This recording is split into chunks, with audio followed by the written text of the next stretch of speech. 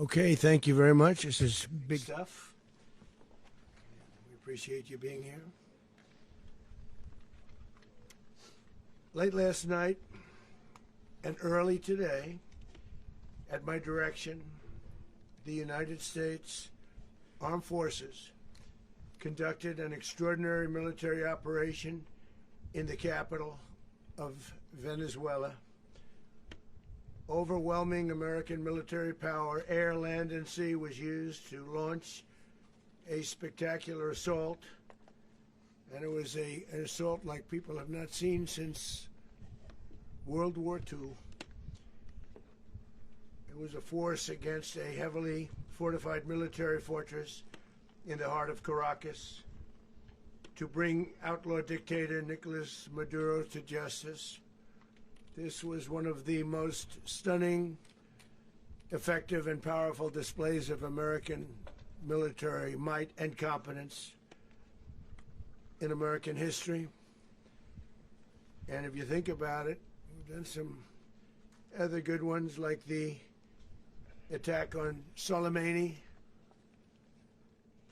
the attack on al-Baghdadi, and the obliteration and decimation of the Iran nuclear sites just recently in an operation known as Midnight Hammer, all perfectly executed and done. No nation in the world could achieve what America achieved yesterday, or frankly in just a short period of time. All Venezuelan military capacities were rendered powerless as the men and women of our military, working with U.S. law enforcement, successfully captured Maduro in the dead of night. It was dark. The lights of Caracas were largely turned off due to a certain expertise that we have. It was dark and it was deadly. But captured along with his wife, Celia Flores, both of whom now face American justice. Maduro and Flores have been indicted in the Southern District of New York, it's Jay Clayton, for their campaign of deadly narco-terrorism against the United States and its citizens. I want to thank the men and women of our military who achieved such an extraordinary success overnight with breathtaking speed, power, precision, and competence. You rarely see anything like it. You've seen some raids in this country that didn't go so well. They were an embarrassment. If you look back to Afghanistan, or if you look back to the Jimmy Carter days, they were different days. We're a respected country again, maybe like never before. These highly trained warriors, operating in collaboration with U.S. law enforcement, caught them in a very ready position. They were waiting for us. They knew we had many ships out in the sea, just sort of waiting. They knew we were coming. So they were in what's called a ready position. But they were completely overwhelmed and very quickly incapacitated. If you would have seen what I saw last night, you would have been very impressed. I'm not sure that you'll ever get to see it, but it was an incredible thing to see. Not a single American service member was killed, and not a single piece of American equipment was lost. We had many helicopters, many planes, many people involved in that fight. But think of that, not one piece of military equipment was lost, not one service member was, more importantly, killed. The United States military is the strongest and most fearsome military on the planet by far, with capabilities and skills our enemies can scarcely begin to imagine. We have the best equipment anywhere in the world. There's no equipment like what we have, and you see that even if you just look at the boats. You know, we've knocked out 97% of the drugs coming in by sea. 90%. Each boat kills on average 25,000 people. We knocked out 97%. And those drugs mostly come from a place called Venezuela. We're going to run the country until such time as we can do a safe, proper, and judicious transition. So we don't want to be involved with having somebody else get in and we have the same situation that we had for the last long period of years. So we are going to run the country until such time as we can do a safe, proper, and judicious transition. And it has to be judicious because that's what we're all about. We want peace, liberty, and justice for the great people of Venezuela, and that includes many from Venezuela that are now living in the United States and want to go back to their country. It's their homeland. We can't take a chance that somebody else takes over Venezuela that doesn't have the good of the Venezuelan people in mind. We've had decades of that. We're not going to let that happen. We're there now, and what people don't understand, but they understand as I say this, we're there now, but we're going to stay until such time as the proper transition can take place. So we're going to stay until such time as we're going to run it, essentially, until such time as a proper transition can take place. As everyone knows, the oil business in Venezuela has been a bust, a total bust, for a long period of time. They were pumping almost nothing by comparison to what they could have been pumping and what could have taken place. We're going to have our very large United States oil companies, the biggest anywhere in the world, go in, spend billions of dollars, fix the badly broken infrastructure, the oil infrastructure, and start making money for the country. And we are ready to stage a second and much larger attack if we need to do so. So we were prepared to do a second wave if we needed to do so. We actually assumed that a second wave would be necessary, but now it's probably not. The first wave, if you'd like to call it that, the first attack was so successful, we probably don't have to do a second, but we're prepared to do a second wave, a much bigger wave, actually. This was pinpoint, but we have a much bigger wave that probably won't have to do. This partnership of Venezuela with the United States of America, a country that everybody wants to be involved with because of what we were able to do and accomplish, will make the people of Venezuela rich, independent, and safe. And it will also make the many, many people from Venezuela that are living in the United States extremely happy. They suffered. They suffered. So much was taken from them. They're not going to suffer anymore. The illegitimate dictator Maduro was the kingpin of a vast criminal network responsible for trafficking colossal amounts of deadly and illicit drugs into the United States. As alleged in the indictment, he personally oversaw the vicious cartel known as Cartel de las Solas, which flooded our nation with lethal poison, responsible for the deaths of countless Americans, many, many Americans. Hundreds of thousands over the years of Americans died because of him. Maduro and his wife will soon face the full might of American justice and stand trial on American soil. Right now they're on a ship. They'll be heading to, ultimately, New York, and then a decision will be made, I assume, between New York and Miami or Florida. But we have people where the overwhelming evidence of their crimes will be presented in a court of law. And I've seen it. I've seen what we have. It's both horrible and breathtaking that something like this could have been allowed to take place. For many years after his term as president of Venezuela expired, Maduro remained in power and waged a ceaseless campaign of violence, terror, and subversion against the United States of America, threatening not only our people, but the stability of the entire region. And you all saw it. In addition to trafficking gigantic amounts of illegal drugs that inflicted untold suffering and human destruction all over the country, all over in particular the United States. Maduro sent savage and murderous gangs, including the bloodthirsty prison gang, Tren de Aragua, to terrorize American communities nationwide, and he did indeed. They were in Colorado. They took over apartment complexes. They cut the fingers off people if they call police. They were brutal, but they're not so brutal now. And I just have to congratulate our military, Pete and everybody, and our National Guard, because the job that they've done, whether it's in Washington, D.C., where we have a totally safe city, where it was one of the most unsafe cities anywhere in the world, frankly, and now we have no crime in Washington, D.C. We haven't had a killing. We had the terrorist attack a few weeks ago.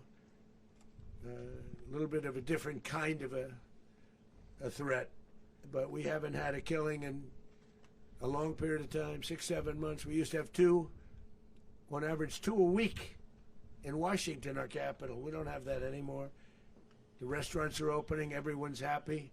They're going, they're walking their daughters, they're walking their children, their wives. They walk to restaurants. Restaurants are opening all over Washington, D.C. So I want to thank the National Guard. I want to thank our military. And I want to thank law enforcement. Been amazing.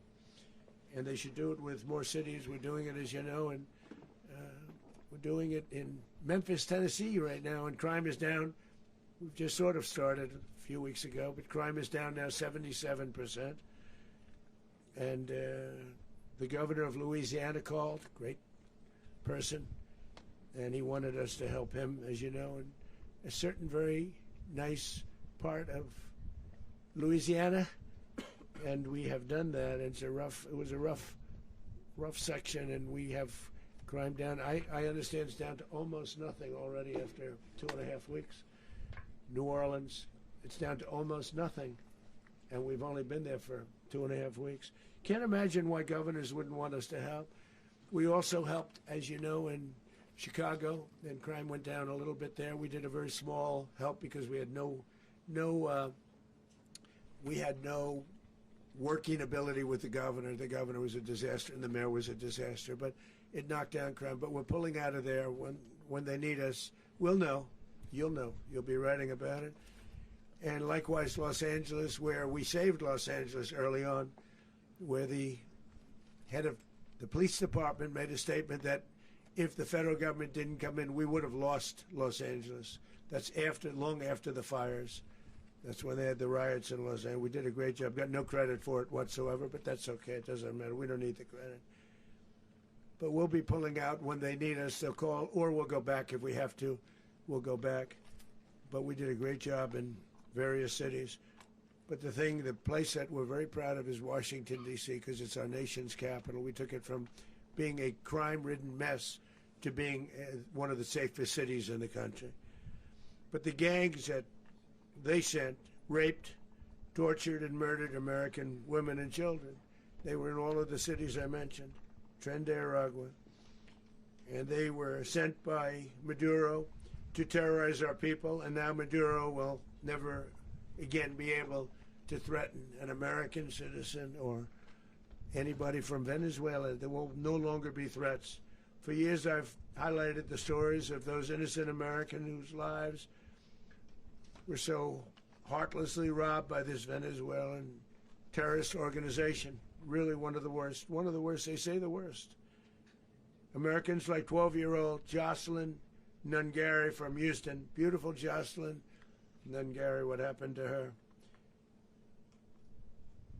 They, as you know, they kidnapped, assaulted, and murdered by Tren de Aragua animals. They murdered Jocelyn and left her dead under the bridge. There was a bridge that will never be the same to so many people after seeing what happened.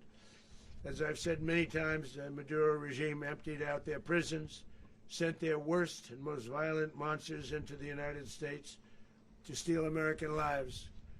And they came from mental institutions and insane asylums. They came from prisons and jails. The reason I say both, they sound similar. Actually, prisons little bit more hostile, a little bit tougher. A mental institution isn't as tough as an insane asylum, but we got them both. They sent from their mental institutions, they sent from their jails, prisons. They were drug dealers, they were drug kingpins, they sent everybody bad into the United States. But no longer, and we have now a border where nobody gets through. In addition, Venezuela unilaterally seized and sold American oil, American assets, and American platforms, costing us billions and billions of dollars. They did this a while ago, but we never had a president that did anything about it. They took all of our property. It was our property. We built it. And we never had a president that decided to do anything about it. Instead, they fought wars that were 10,000 miles away. We built Venezuela oil industry with American talent, drive, and skill, and the socialist regime stole it from us during those previous administrations, and they stole it through force. This constituted one of the largest thefts of American property in the history of our country. Considered the largest theft of property in the history of our country. Massive oil infrastructure was taken like we were babies, and we didn't do anything about it. I would have done something about it. America will never allow foreign powers to rob our people or drive us back into and out of our own hemisphere. That's what they did. Furthermore, under the now deposed dictator Maduro, Venezuela was increasingly hosting foreign adversaries in our region and acquiring menacing offensive weapons that could threaten U.S. interests and lives. And they used those weapons last night. Potentially in league with the cartels operating along our border. All of these actions were in gross violation of the core principles of American foreign policy, dating back more than 2 centuries, and not anymore. All the way back, it dated to the Monroe Doctrines, and the Monroe Doctrine is a big deal, but we've superseded it by a lot, by a real lot. They now call it the Monroe Document. I don't know. It's Monroe Doctrine. We sort of forgot about it. It was very important, but we forgot about it. We don't forget about it anymore. Under our new national security strategy, American dominance in the Western Hemisphere will never be questioned again. Won't happen. So just in concluding, for decades, other administrations have neglected or even contributed to these growing security threats in the Western Hemisphere. Under the Trump administration, we are reasserting American power in a very powerful way in our home region. And our home region is very different than it was just a short while ago. The future will be, and we did this in my first term. We had great dominance in my first term, and we have far greater dominance right now. Everyone's coming back to us. The future will be determined by the ability to protect commerce and territory and resources that are core to national security.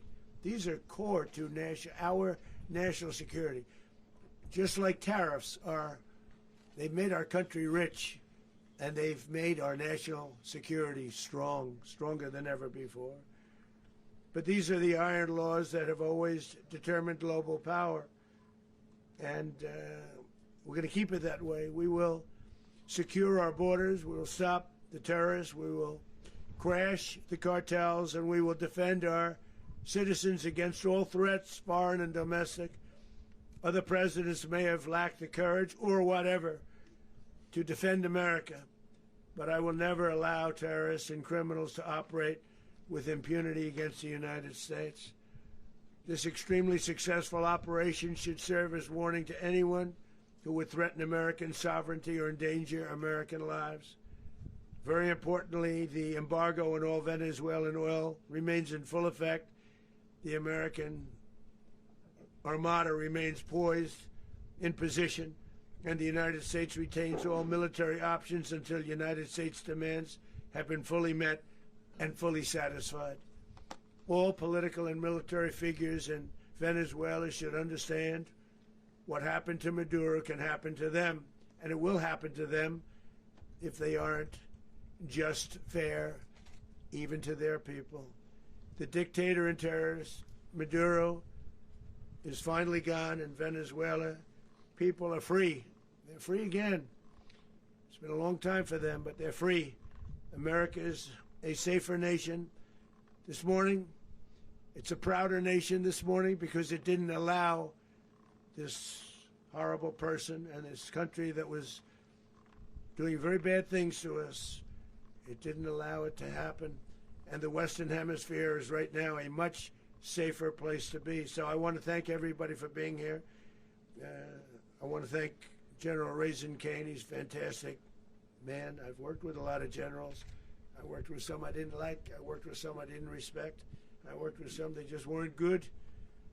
But this guy is fantastic. I watched last night one of the most precise attacks on sovereignty. I mean, it was an attack for justice. And I'm very proud of him, and I'm very proud of our Secretary of War, Pete Hegseth, who I'm going to ask to say a few words. Thank you very much. Mr. President, can you explain how the U.S. will run Venezuela? Well, thank you, Mr. President. Finally, a commander-in-chief the world respects and the American people deserve.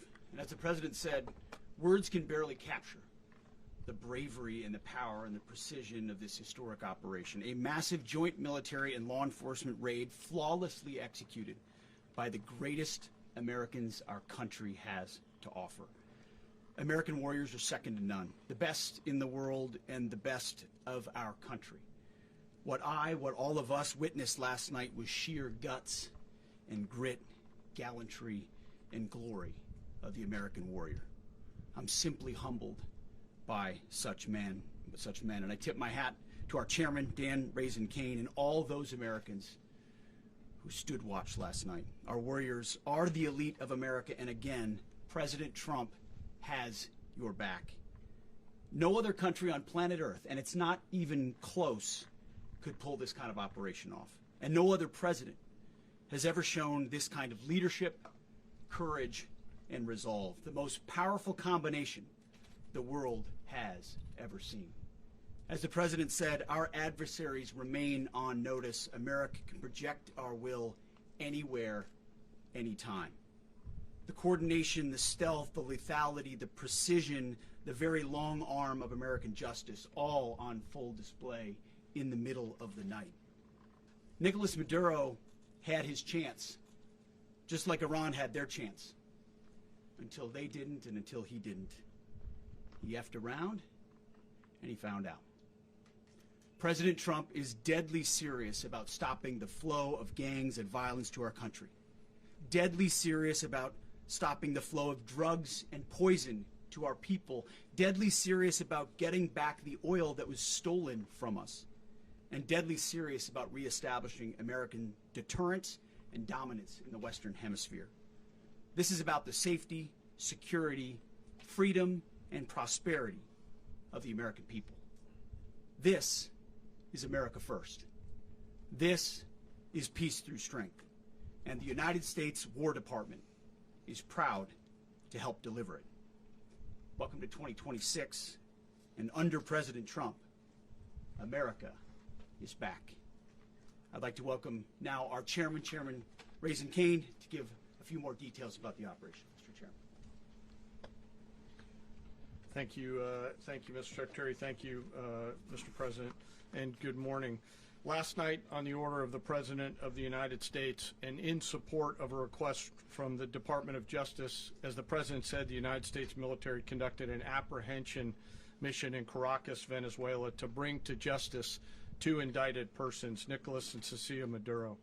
This operation, known as Operation Absolute Resolve, was discreet, precise, and conducted during the darkest hours of January 2nd and was the culmination of months of planning and rehearsal, an operation that, frankly, only the United States military could undertake.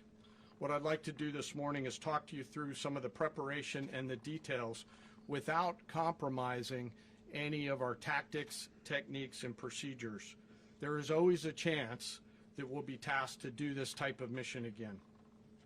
Our interagency work began months ago and built on decades of experience of integrating complex air, ground, space, and maritime operations. While the past 2 decades have honed the skills of our special operations forces, this particular mission required every component of our joint force, with soldiers, sailors, airmen, Marines, and Guardians working in unison with our intelligence agency partners and law enforcement teammates in an unprecedented operation. We leveraged our unmatched intelligence capabilities and our years of experience in hunting terrorists, and we could not have done this mission without the incredible work by various intelligence agencies, including the CIA, NSA, and NGA. We watched, we waited, we prepared, we remained patient and professional. This mission was meticulously planned, drawing lessons from decades of missions over the last many years, many missions over these last many years. This was an audacious operation that only the United States could do. It required the utmost of precision and integration within our joint force.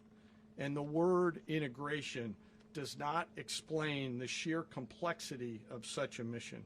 An extraction so precise it involved more than 150 aircraft launching across the Western Hemisphere in close coordination, all coming together in time and place to layer effects for a single purpose: to get an interdiction force into downtown Caracas while maintaining the element of tactical surprise.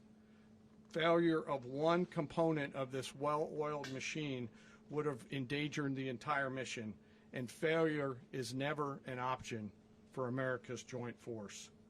Those in the air over Caracas last night were willing to give their lives for those on the ground and in the helicopters. Let me talk a little bit about the preparation. After months of work by our intelligence teammates to find Maduro and understand how he moved, where he lived, where he traveled, what he ate, what he wore, what were his pets, in early December, our force was set pending a series of aligned events. Key was choosing the right day to minimize the potential for civilian harm and maximize the element of surprise, and minimize the harm to the indicted personnel so, as the President said, they could be brought to justice. And as the President said earlier today, weather in Venezuela is always a factor this time of the year. And over the weeks through Christmas and New Year's, the men and women of the United States military sat ready, patiently waiting for the right triggers to be met and the President to order us into action. Last night, the weather broke just enough, clearing a path that only the most skilled aviators in the world could maneuver through. Ocean, mountain, low cloud ceilings, but when tasked with a mission, this organization does not quit. At 10:46 p.m. Eastern Time last night, the President ordered the United States military to move forward with this mission. He said to us, and we appreciate it, Mr. President, good luck and Godspeed. And those words were transmitted to the entire joint force. Over the course of the night, aircraft began launching from 20 different bases on land and sea across the Western Hemisphere. In total, more than 150 aircraft, bombers, fighters, intelligence, reconnaissance, surveillance, rotary wing were in the air last night. Thousands and thousands of hours of experience were airborne. Our youngest crew member was 20, and our oldest crew member was 49, and there's simply no match for American military might. As the night began, the helicopters took off with the extraction force, which included law enforcement officers, and began their flight into Venezuela at 100 feet above the water. As they approached Venezuelan shores, the United States began layering different effects provided by Spacecom, Cybercom, and other members of the interagency to create a pathway. Overhead, those forces were protected by aircraft from the United States Marines, the United States Navy, the United States Air Force, and the Air National Guard. The force included F-22s, F-35s, F-18s, EA-18s, E-2s, B-1 bombers, and other support aircraft, as well as numerous remotely piloted drones.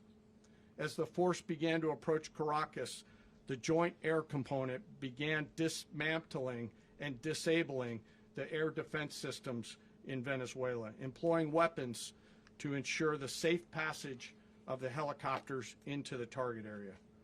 The goal of our air component is, was, and always will be to protect the helicopters and the ground force and get them to the target and get them home. As the force crossed the last point of high terrain where they'd been hiding in the clutter, we assessed that we had maintained totally the element of surprise.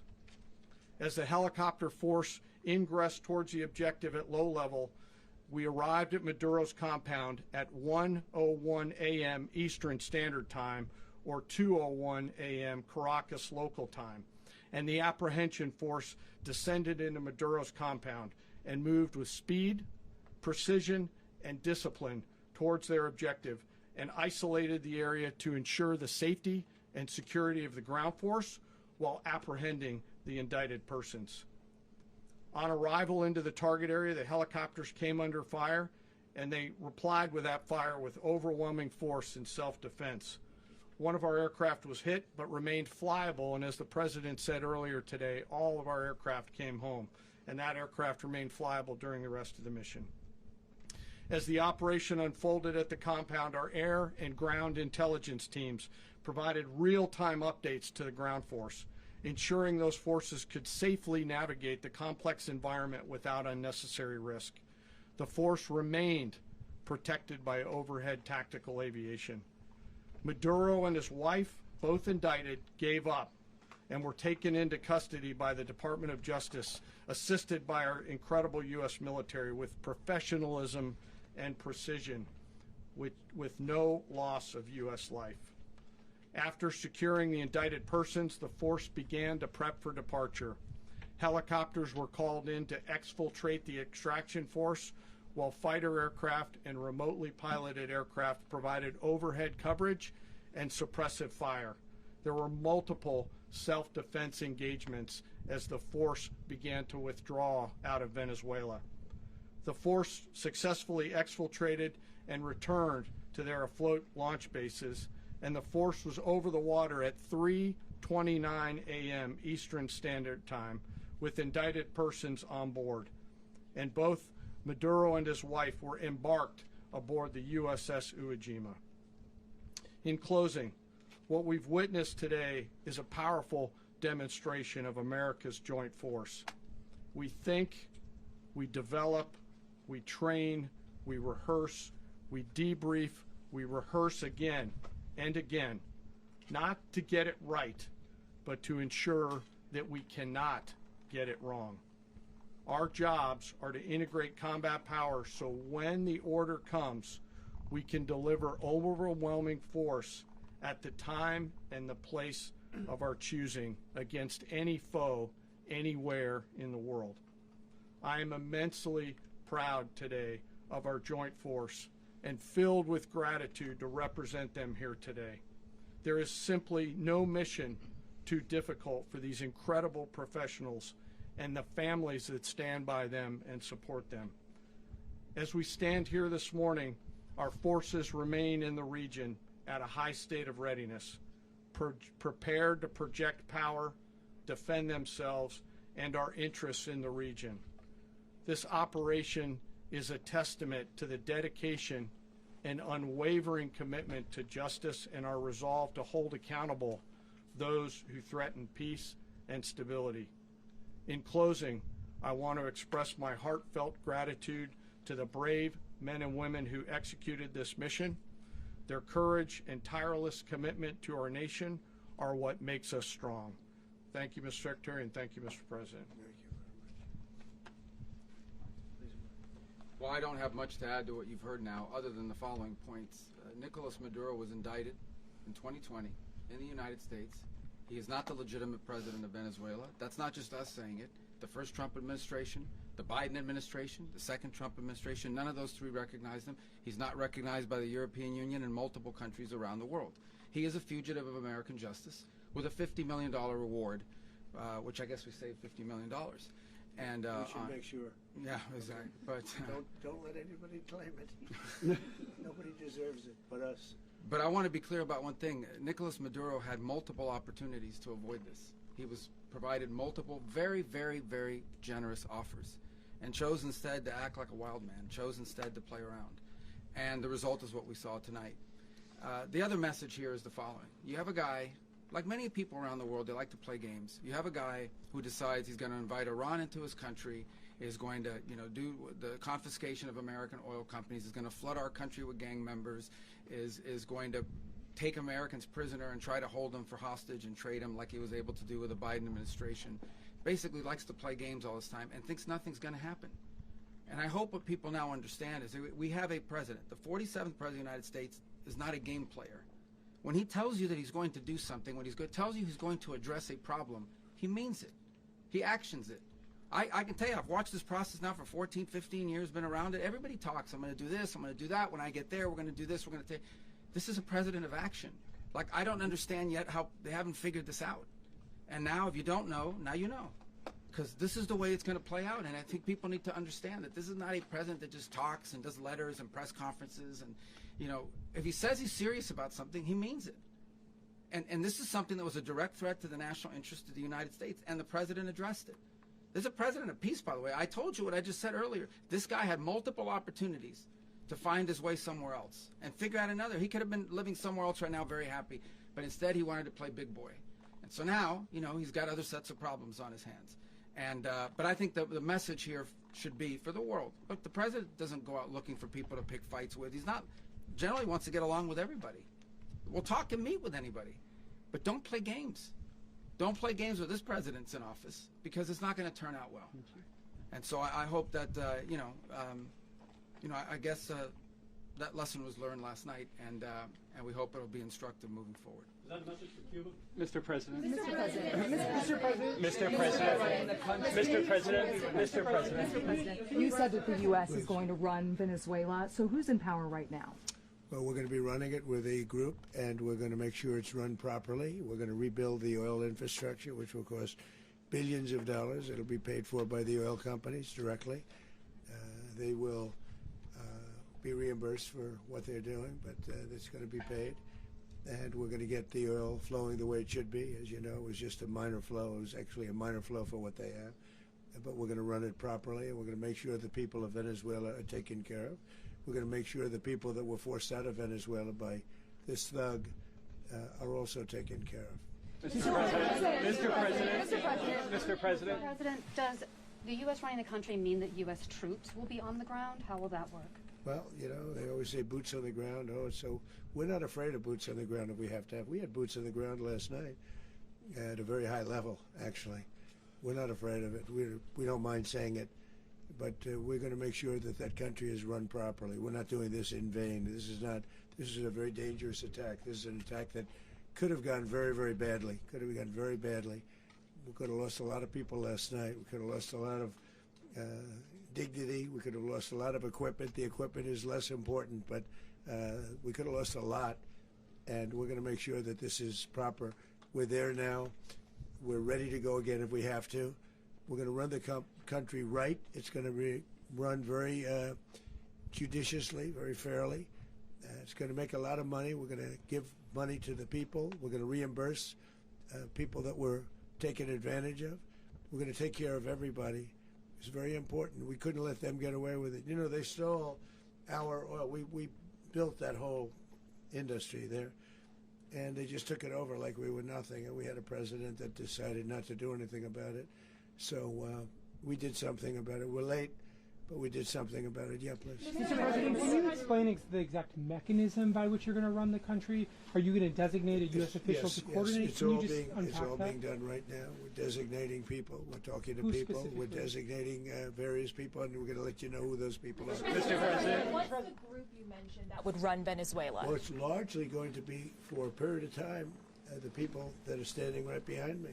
We're going to be running it. We're going to be bringing it back. It's a dead, I talk about a dead country. A year and a half ago, we were a dead country. Now we're the hottest country anywhere in the world. We're a country doing better than any country anywhere in the world.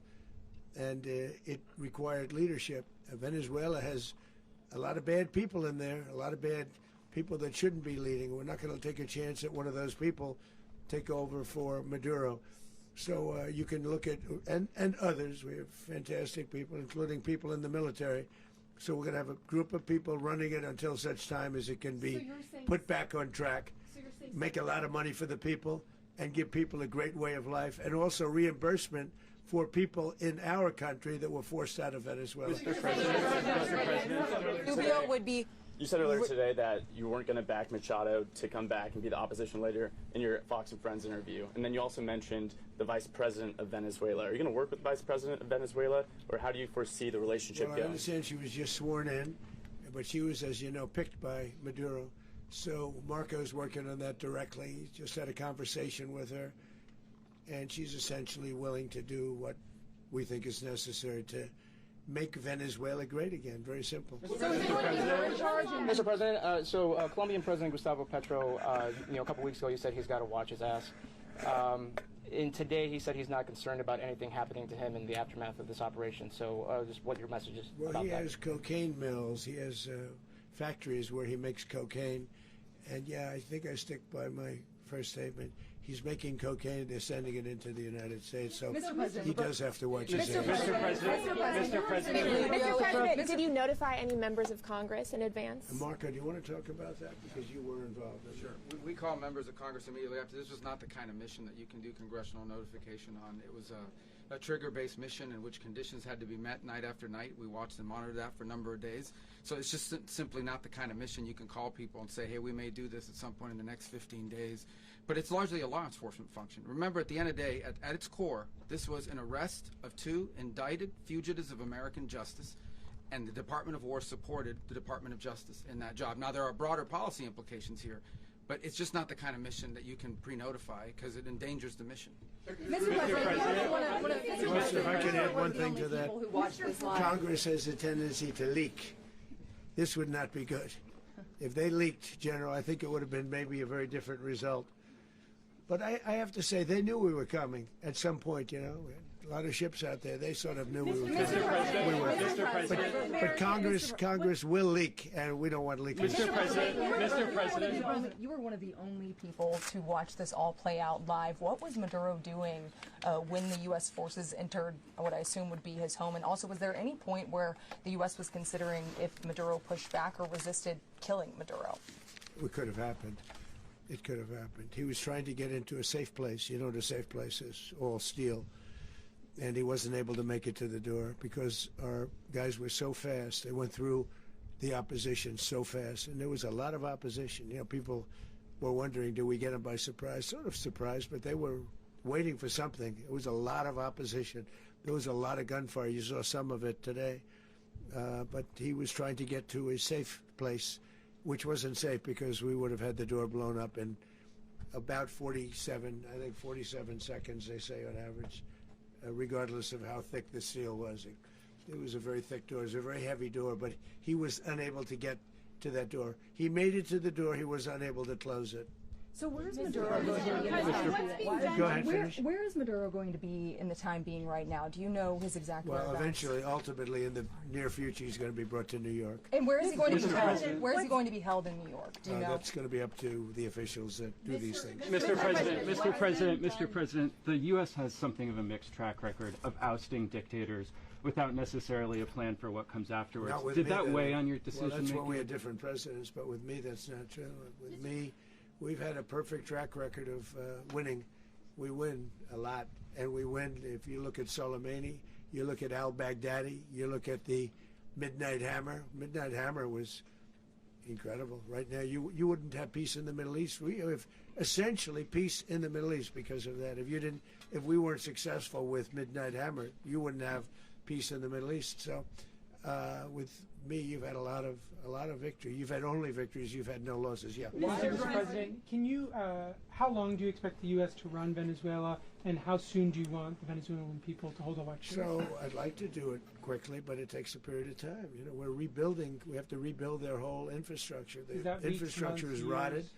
it's actually very dangerous. It's a, blow-up territory. Oil is very dangerous. It's a very dangerous thing to take out of the ground. It can kill a lot of people. It has killed a lot of people doing just that. The infrastructure is old. It's rotted.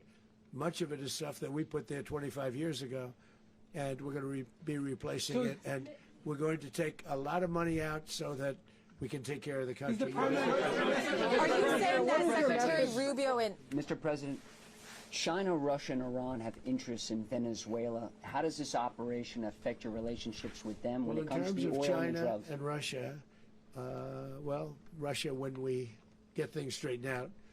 But in terms of other countries that want oil, we're in the oil business. We're going to sell it to them. We're not going to say we're not going to. In other words, we'll be selling oil, probably in much larger doses because they couldn't produce very much because their infrastructure was so bad. So we'll be selling large amounts of oil to other countries, many of whom are using it now, but I would say many more will come. Are you saying that, Mr. President, are you saying that?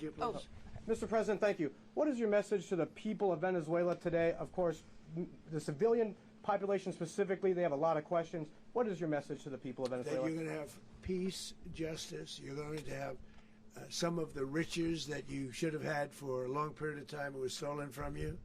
But you're going to have peace and you're going to have safety. You're going to have justice. You're going to have a country. You're going to have a real country. You're going to have potentially a great country. You know, if you go back 20 years, maybe even a little longer ago, that was a great country. And they destroyed it. Remember I said that if we lose this election, the United States will be Venezuela on steroids. That's what would have happened. Had we lost the election, the 2024 election, we suffered so badly when you look at the border from 2020. What they did, what Joe Biden administration did to our country should never be forgotten. But if we had to go through another year of that, we wouldn't have. We would be exactly where Venezuela was in terms. I used to say, if they win, we're going to be Venezuela on steroids, and that's what would have happened. President, thank you. Are you saying that Secretary Hegseth and Rubio are going to be running Venezuela, and will you be sending in U.S. military troops to provide? They're going to be a team that's working with the people of Venezuela to make sure that we have Venezuela right. Because for us to just leave, who's going to take over? I mean, there is nobody to take over. You have a vice president who's been appointed by Maduro. And right now she's the vice president, and she's, I guess, the president. She was sworn as president just a little while ago. She had a long conversation with Marco, and she said, we'll do whatever you need. I think she was quite gracious, but she really doesn't have a choice. We're going to have this done right. We're not going to just do this with Maduro, then leave like everybody else, leave and say, let it go to hell. If we just left, it has zero chance of ever coming back. We'll run it properly. We'll run it professionally. We'll have the greatest oil companies in the world go in and invest billions and billions of dollars and take out money, use that money in Venezuela.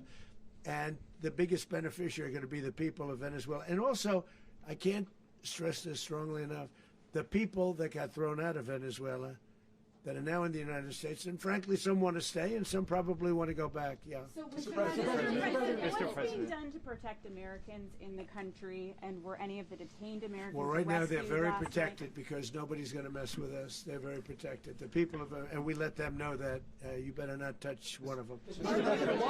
Are you concerned that bad elements of the Maduro regime will remain in place? Well, we know who they are.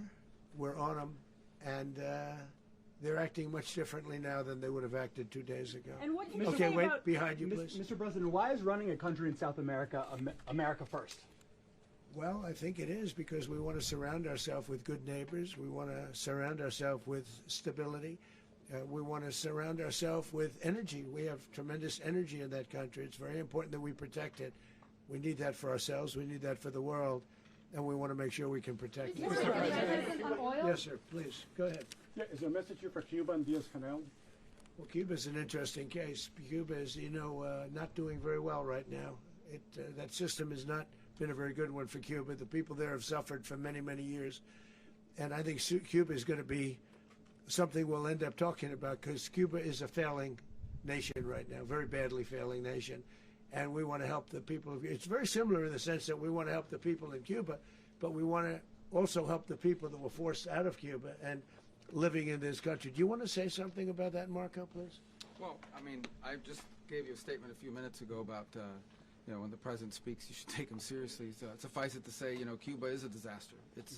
It's run by incompetent, senile men, and in some cases, not senile, but incompetent nonetheless. It has no economy. It's in total collapse. And by the way, they were, all the guards that helped protect Maduro, this is well known, their whole spy agency, all that were full of Cubans.